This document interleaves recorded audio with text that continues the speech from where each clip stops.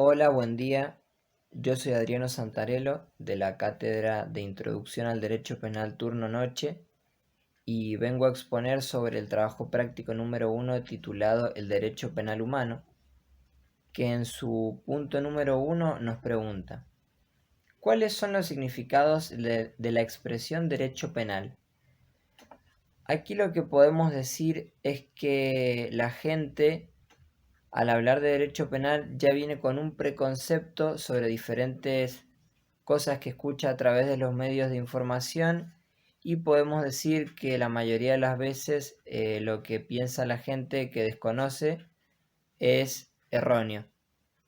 Por ejemplo, cuando la gente dice el derecho penal no prohíbe determinada situación, en realidad se está haciendo referencia a la ley penal, que es aquella que está hecha por los legisladores. En segundo término, cuando decimos que el derecho penal no prohíbe determinada situación, estamos hablando en realidad del poder punitivo. Y en tercer y último lugar, cuando se dice el derecho penal no estudia determinado problema, estamos haciendo referencia a la doctrina penal o a la ciencia penal. En segundo lugar, nos pregunta: ¿en qué sentido utiliza el expositor para su conferencia la expresión derecho penal? Bueno, esta respuesta es un poco más breve y lo único que podemos decir en este caso es que el expositor usa, en el sentido que usamos anteriormente, la expresión derecho penal, que es en el sentido como ciencia jurídico-penal. Luego, en el punto número 3, nos hace la pregunta: ¿a qué contrapone el autor el derecho penal humano? Bueno, aquí podemos decir que el autor contrapone al derecho penal inhumano contra el derecho penal inhumano, porque nos dice que este fue utilizado para evitar el avance de derechos humanos y para justificar la negación de la condición humana. Luego, en el punto 4, nos pregunta: ¿cuál es la crisis mundial de la que habla el expositor y en qué consiste? Bueno, aquí tenemos que hablar desde un marco de poder mundial que es problemático, en donde el autor marca claramente que existen 2/3 de la población que tiene necesidades. Dentro de este grupo se encuentra un sector que tiene necesidades mucho más importantes, que son las de supervivencia, y otro tercio de la población restante que consume lo que no necesita para vivir. Esta parte restante, al consumir estas cosas que son innecesarias, acelera el proceso de destrucción de las condiciones de habitabilidad del planeta, por lo que estaríamos hablando en este caso de que se genera una crisis socioambiental en el plano planetario. Y nosotros a nivel regional podemos decir que también tenemos consecuencias respecto de esto, ya que esto surge a través de los índices de homicidio y de la distribución inequitativa de las riquezas, lo que genera mucha desigualdad a nivel social. A continuación, en el punto 5 nos pregunta: ¿qué es una sentencia judicial para el autor? Y aquí podemos decir que para el autor una sentencia judicial es un acto político, en el sentido de que es un acto de gobierno de las polis. Y los penalistas, al hacer doctrina, están buscando la manera de generar una ayuda para que los jueces, al momento de dictar sentencia, lo hagan de la mejor manera posible. Él a todo esto le llama un proyecto político, ya que para el cual se debe tener en cuenta el poder, la proyección de este mismo poder y la contención del ejercicio de poder. Luego, en el punto 6 nos pregunta: ¿cuáles son los prejuicios o falsas ideas que debemos superar según el expositor? Y aquí es donde nombra de que la lesión que se genera sobre los penalistas, ya que estos mismos creen que tienen algún control o que puedan regular al poder punitivo, y se llevan la desilusión de que esto no es así, porque no controlan el poder punitivo ni siquiera la gente que tiene el verdadero poder. El poder punitivo en realidad es controlado por las agencias ejecutivas, por las policías en un sentido amplio, no solo las policías de seguridad, y por los servicios de información mal llamados servicios de inteligencia. Los penalistas desde su lugar lo que pueden hacer es contener al poder punitivo para posibilitar la dinámica de transformación de todos los pueblos. Luego en el punto 7 nos pregunta, ¿qué se puede hacer desde el derecho penal? Lo que se puede hacer desde el derecho penal en realidad es tratar de contener toda pretensión de instrumentación del poder punitivo para poder obstruir, dificultar o impedir la dinámica de los pueblos. Luego, en el punto número 8, nos pregunta, ¿cuál es la función del derecho penal frente a los bienes jurídicos? Y aquí lo que podemos decir es que en realidad el derecho penal es sancionador, no constitutivo. No crea bienes jurídicos. Lo que el derecho penal hace es tipificar algunas formas de lesión que se generan sobre estos hechos jurídicos. Quien realmente tutela a estos bienes jurídicos es el ordenamiento jurídico. A continuación, el punto 9 nos pregunta, ¿la coerción directa es derecho penal? ¿A qué se refiere? En realidad, la coerción directa es parte del derecho administrativo, porque esta misma se encarga de interrumpir un proceso de lesión en curso o inminente. Lo que esto quiere decir es que el autor, por ejemplo, dice que si a nosotros nos está corriendo una persona con un cuchillo y un policía lo detiene y detiene esta acción, eso se trataría del derecho administrativo y no del derecho penal, porque aquí también el autor hace referencia a que el derecho penal llega cuando el muerto ya ha muerto, o por ejemplo cuando el bien jurídico ya está destruido.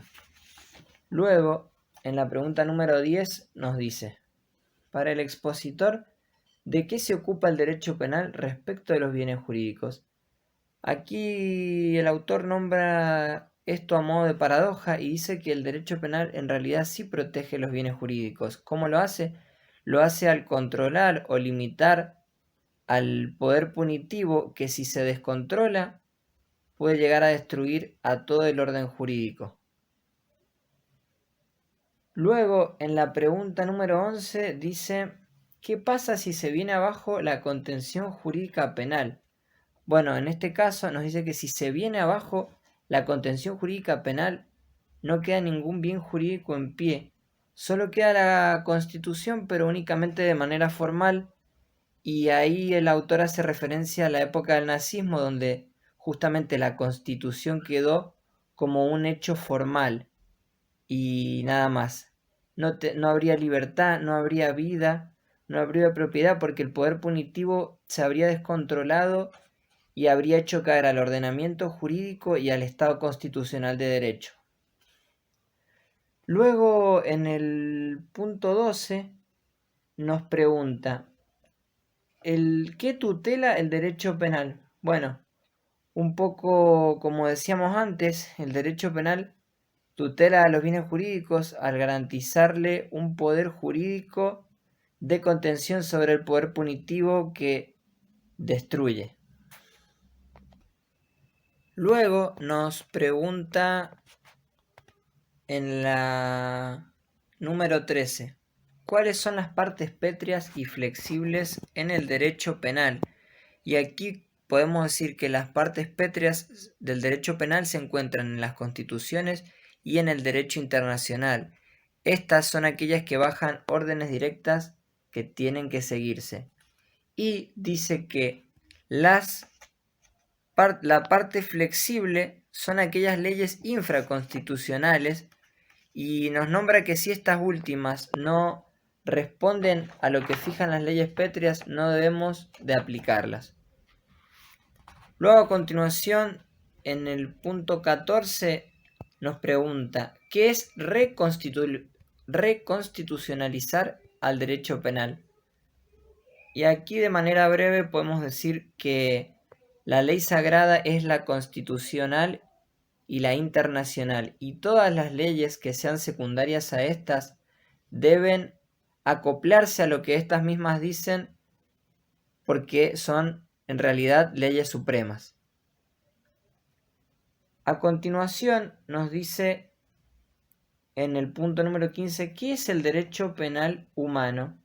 Bueno, el derecho penal humano consiste en la interpretación de todo derecho de carácter fundamental, es decir, todo aquello que permita elaborar un derecho penal humano, con la premisa de que toda persona es un ser humano y merece ser respetada con todos sus derechos y garantías. A continuación, en la pregunta número 16 nos dice, ¿cuál es la función del derecho penal frente a la pena? Bueno, aquí podemos decir que el derecho penal tiene la misión de contener al poder punitivo frente al ordenamiento jurídico para que no lo dañe, logrando disminuir la capacidad que tiene éste para administrar y aplicar de manera abusiva las penas.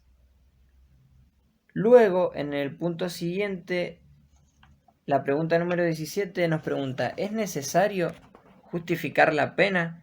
Y aquí podemos decir que la pena en realidad no tiene justificación porque es un hecho político. Y esto puede ser discutible, se puede hablar de ello, también puede ser reprochable, pero sigue siendo un hecho político polifuncional y es solo más que eso, no es solo más que eso. A continuación, en la pregunta 1.18 nos dice, ¿la pena es polifuncional? ¿Para qué sirve la pena? Lo que podemos decir aquí es algo muy breve y es que la pena es tan polifuncional que realmente no se sabe para qué sirve la misma. A continuación, la pregunta 19 nos dice, ¿cuál es la crítica a la prevención general negativa y a la prevención general positiva? En realidad, la prevención general negativa genera un engaño sobre la pena porque le dice al que no delinquió que no lo haga, mostrándole las consecuencias que sufre quien delinquió. Pero lo que no nos está mostrando en este caso es que se aplican sanciones en todo ámbito del derecho, como por ejemplo en el derecho administrativo, si yo estaciono mal mi auto, por consecuencia tendré una multa. Y la crítica que le hace a la prevención general positiva es que a través de este castigo hacia los reos quiere generar una imagen de que el sistema se encuentra bien y generar confianza sobre esto, y en realidad ni siquiera el sistema está bien. Y a continuación, en la pregunta número 20 nos pregunta, ¿la dogmática sirve con qué tipo de características?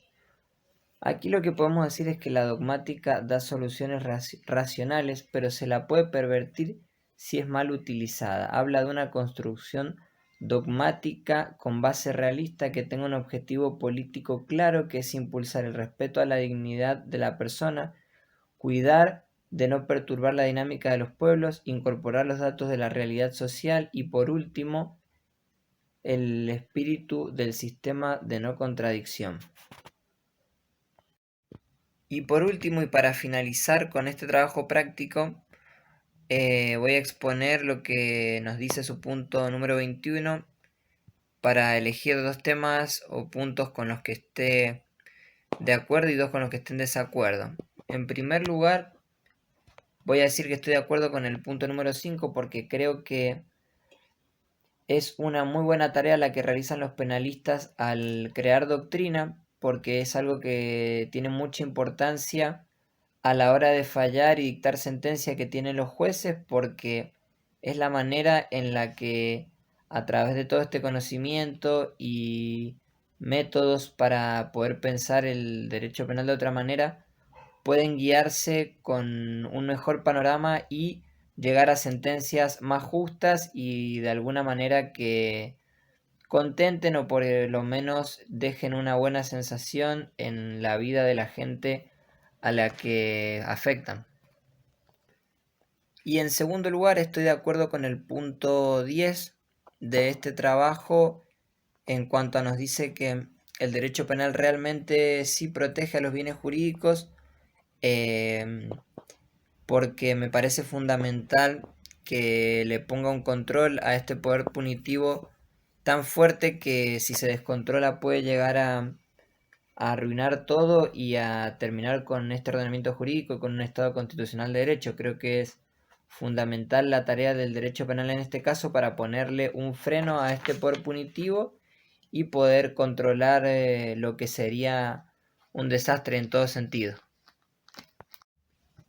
Y estoy en desacuerdo con el punto 9 porque con el ejemplo que dé el autor creo que se genera una confusión, ya que si alguien me está persiguiendo por la calle con un cuchillo con la intención de matarme, se está incurriendo en una tentativa de homicidio y eso encuadraría dentro de lo que es el campo mismo del derecho penal.